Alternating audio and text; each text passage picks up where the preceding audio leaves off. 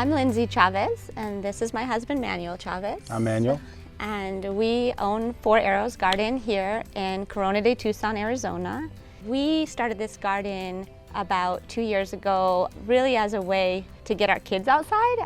Had no intention of starting a business or doing anything like that. Just really saw that our little ones, we have 4 kiddos, and our little ones were really interested in succulent cuttings and seeing the little roots pop up, and you know how cool that was, that you could kind of break a succulent and then regrow new ones.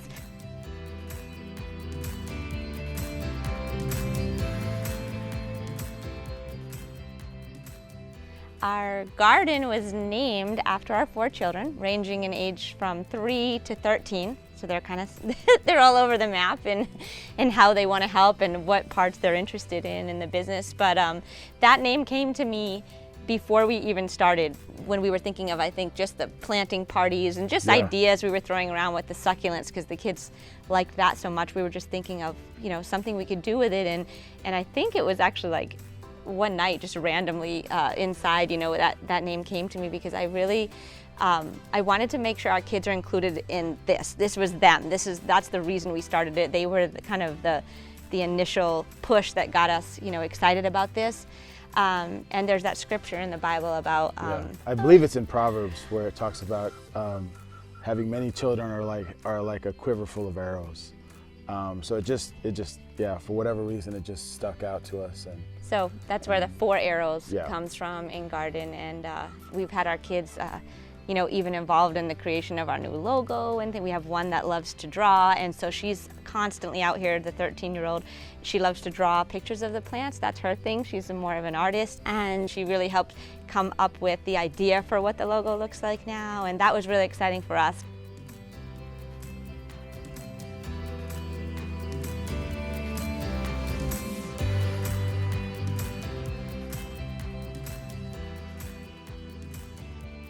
I'm from New England, so I have always been fascinated with desert plants. I didn't really believe that they were real. He would have to stop at a saguaro and convince me that it wasn't something that someone put there, because I had only seen those things like in cartoons growing up or something up north.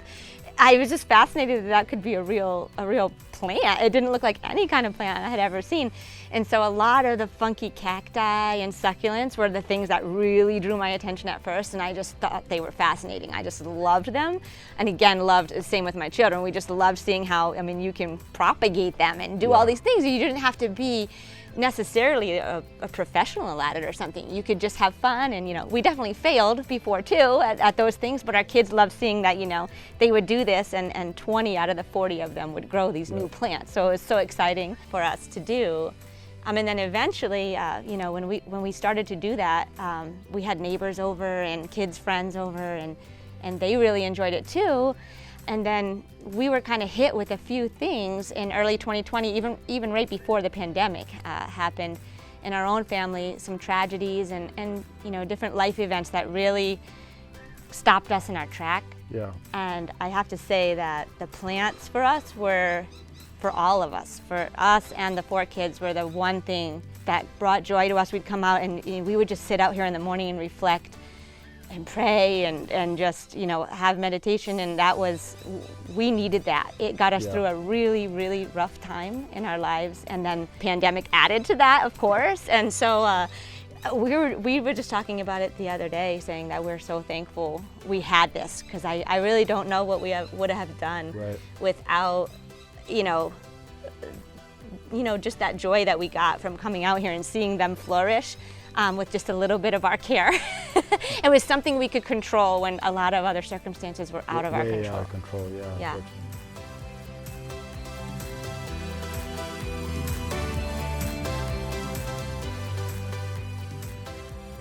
One of the responses that we've had out here in the community with the plants is, and I don't know, maybe it was because of the pandemic, but it just seemed like everyone kind of just stopped and,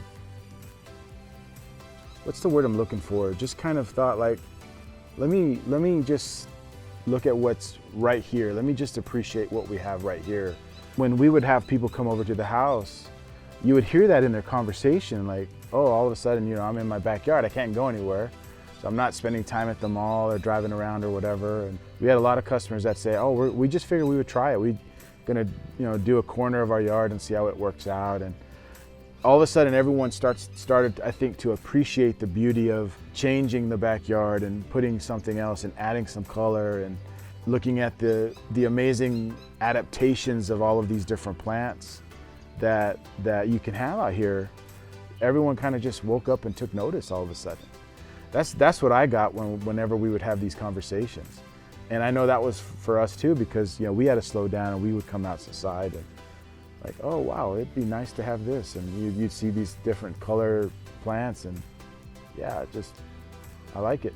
I want more of it.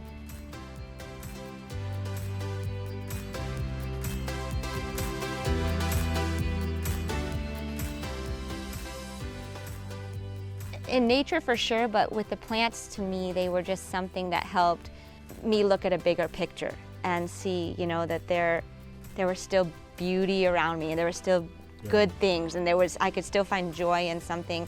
You could be sad inside, or you could have a bad day, or you could feel depressed, and if you come outside, I promise it's different. And I'm not saying it immediately makes all those problems go away, but it definitely feels like it when you're there with them. It doesn't have to be anything fancy, nothing super formal, but just so that they can get out there and just have that same feeling, when they're going through things. And that's what it did for us. So. Yeah.